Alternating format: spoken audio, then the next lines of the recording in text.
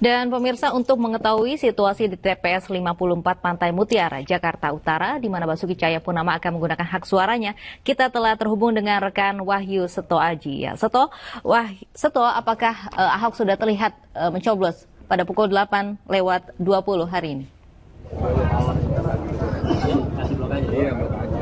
Ya, baik Lovi dan juga Reza, untuk saat ini memang kandidat calon gubernur DKI Jakarta nomor urut 2 yakni Basuki Cahayapurnama atau Ahok belum terlihat tiba di TPS 54, yakni TPS yang nantinya menjadi tempat pemungutan suara atau tempat pemberian hak suara dalam pemilihan gubernur DKI Jakarta tahun 2017 ini.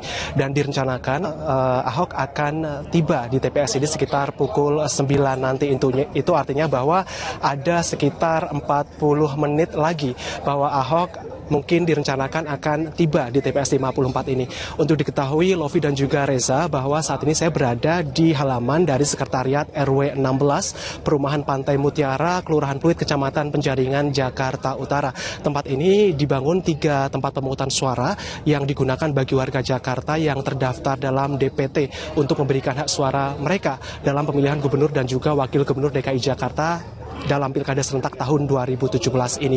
Dan dapat kami gambarkan bahwa TPS ini telah dibuka pada pukul 7 pagi tadi dan direncanakan akan tutup pada pukul 13. Di sisi kiri saya ini merupakan TPS 54. Di sini nantinya Ahok akan memberikan hak suaranya di TPS ini, dan tercatat ada 513 warga yang terdaftar di dalam DPT pada TPS 54 ini.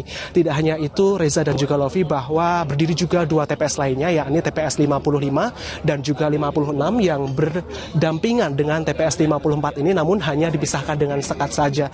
Masing-masing dari TPS 55 ini tercatat ada 539 DPT, sementara untuk TPS 56 tercatat ada 716 DPT dari warga Perumahan Pantai Mutiara, Kelurahan Pluit, Penjaringan ini, yang nantinya akan memberikan hak suara mereka dalam pemilihan gubernur dan juga wakil gubernur DKI Jakarta tahun 2017.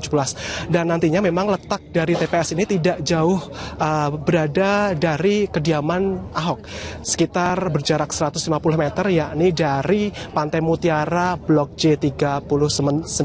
Sementara itu, Reza dan juga Lovi, dapat kami sampaikan untuk pengamanan sendiri berdasarkan pantauan kami dari sisi pintu utama Pantai Mutiara sudah diperketat atau disiagakan sejumlah personel gabungan dari Polda Metro Jaya dan juga Polres Jakarta Utara. Sementara untuk di kawasan dari halaman TPS 54, 55, dan 56 ini pengawasannya atau pengamanannya juga cukup longgar, sehingga kami pun awak media masih dapat mengambil gambar. Kemudian juga sekitar 1 jam yang lalu sejumlah warga juga sudah mengantre untuk memberikan hak suara mereka di TPS ini. Dan hari ini, Rabu 15 Februari 2017, merupakan momentum bagi sebagian warga Indonesia yang akan menentukan hak pilih, memberikan suara mereka dalam pemilihan kepala daerah. Dan tentunya DKI Jakarta menjadi salah satu dari 7 provinsi dari 101 daerah yang ikut serta dalam Pilkada serentak tahun 2017 ini. Dan kami tentunya juga akan menunggu dan juga menunggu bagaimana nantinya calon gubernur nomor urut 2 yakni Basuki Cahayapurnama atau Ahok ini akan tiba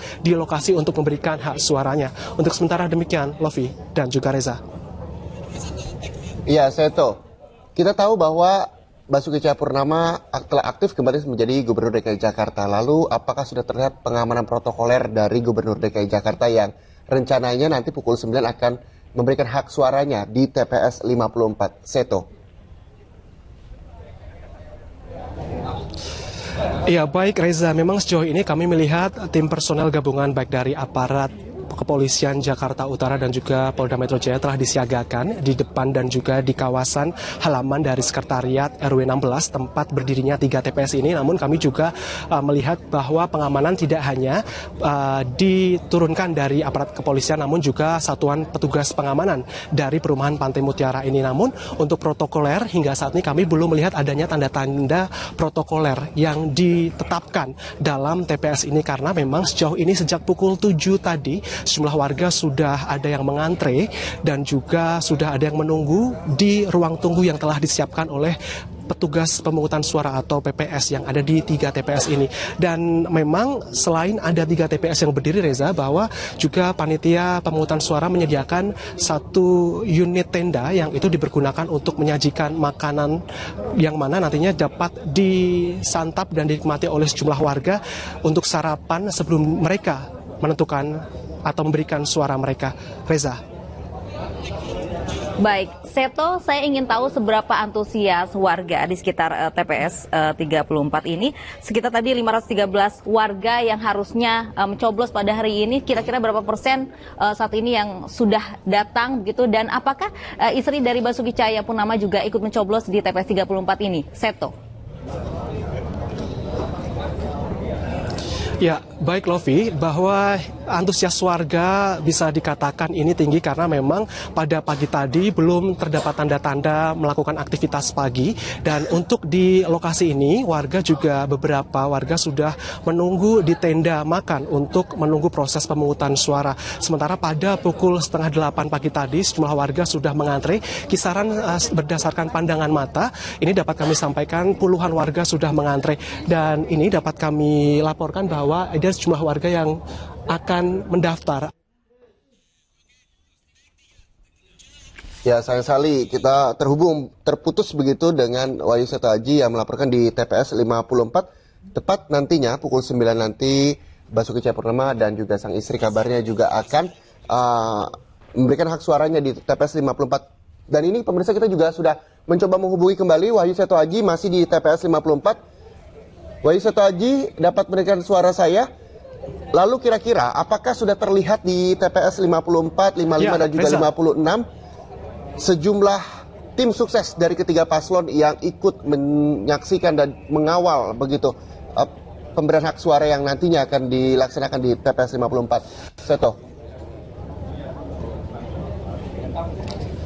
Ya, baik Reza dan juga Lovi, hingga sejauh ini memang belum ada tanda-tanda dari anggota tim pemenangan nomor urut 2, yakni Basuki Cahayapurnama sebagai calon gubernur DKI Jakarta. Dan hingga saat ini memang sejumlah warga sudah ada yang mengantre sejak pukul 7 tadi untuk memberikan suara mereka dalam kontestasi Pilkada serentak tahun 2017, khususnya bagi pemilihan gubernur DKI Jakarta ini. Dan dapat kami sampaikan, Reza dan juga Lovi, bahwa tidak hanya Ahok yang nantinya akan memberikan suara, namun juga anggota keluarga lainnya, yakni istri Ahok, Veronica Tan, ini juga nantinya akan memberikan suaranya, dan juga anak dari Ahok dan Veronica, yakni Nicholas Sean. Dan dapat diketahui bahwa Ahok ini mendapatkan nomor urut 146 dalam daftar DPT yang tercatat di TPS 54, sementara untuk putranya Sean ini tercatat pada nomor urut 147, sementara untuk istrinya Veronica Tan ini tercatat di nomor urut 148 dari DPT yang tercatat di TPS 54, Kelurahan Pluit, Kecamatan Penjaringan ini, Reza. Baik. Seto, apakah Anda mendapatkan informasi mengenai agenda selanjutnya Ahok setelah melakukan pencoblosan hari ini, Seto? Ya, baik Lovi, bahwa untuk agenda selanjutnya yang akan dilakukan oleh Ahok ini nantinya setelah memberikan hak suaranya, dirinya akan langsung bertolak menuju rumah Lembang, yang mana siang nanti akan melakukan pantauan langsung proses penghitungan suara, yang mana memang proses pemungutan suara ini akan ditutup rencananya pada pukul 13 waktu Indonesia Barat siang nanti. Namun kami belum mendapatkan kepastian pada pukul berapakah Ahok akan bertolak dari TPS ataukah akan bertolak dari rumah kediaman pribadinya di Pantai Mutiara Blok C39. Lovi. Baik, terima kasih Wahyu Seto Aji melaporkan langsung dari tempat nantinya Ahok pukul 9 ya akan mencoblos hari ini dan juga bersama keluarganya. Dan Zaki, kita lihat begitu ya, di TPS juga masih ramai dari para pemilih ini masih terus menyuarakan hak pilihnya. Dan kita akan kembali melanjutkan dialog kita bersama dengan Prof. Shihab. Jika kita lihat lagi-lagi, kita ingin melihat lebih jauh lagi terkait dengan calon-calon pemimpin di Banten. Kalau kita lihat tadi dari peta kekuatan sepertinya hampir berimbang begitu antara pasangan 1 dan pasangan 2. Tapi lagi-lagi keinginan dari warga Banten ini juga ada hal-hal yang memang belum terpenuhi begitu hingga saat ini. Ya, tentunya Ini kalau melihat ya, karena kebetulan saya tinggal di kota Tangerang ya.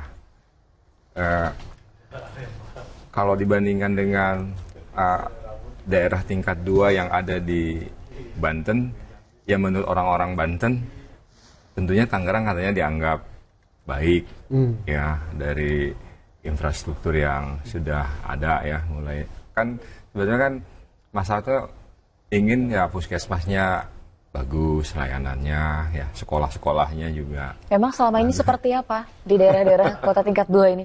Kalau ini saya melihat media ya, pemberitaan ya gitu kan, karena saya kebetulan juga tinggal di kota Tangerang ya. Berarti dari gitu. pemberitaan dan yang Prof rasakan sama begitu? Ya kan saya juga bekerja di kota Serang ya, di Universitas Sulawesi Desa ya gitu.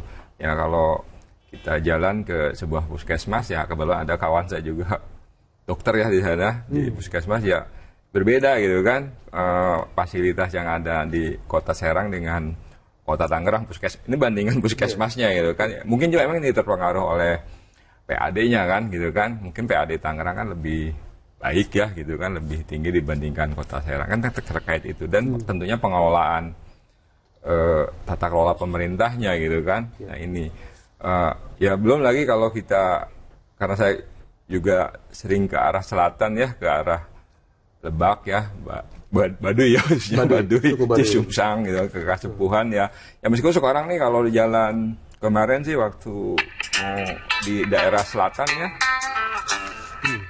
mulai dari ya sebut aja Pandeglang ya ke arah Malingping, Bayah, kemudian itu jalan sudah bagus ya, jalur betonnya itu. Ya tentu itu beda dengan 1 tahun yang lalu. Kalau tahun kemarin sih saat saya berkunjung ke arah selatan itu sangat bagus jalan.